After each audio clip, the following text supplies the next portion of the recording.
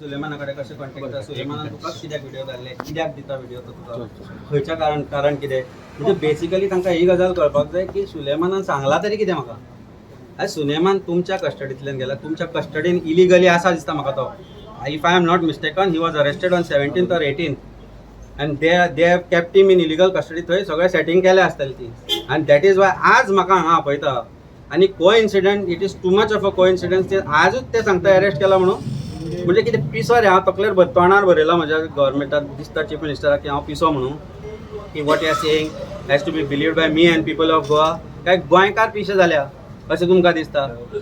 This is unfortunate. आज म्हज्या जाग्यार कोणूय आसपाक शकता दुसरो गोंयकार.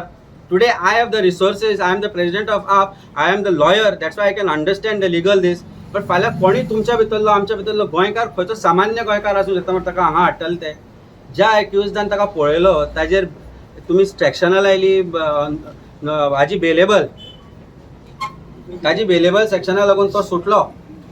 And now you want to harass a politician just because I'm in opposition and making a noise? I don't think this is the right way. I think Goans should come out in this. आज म्हज्या घर कोणी आसपाक शकता फाल्यां.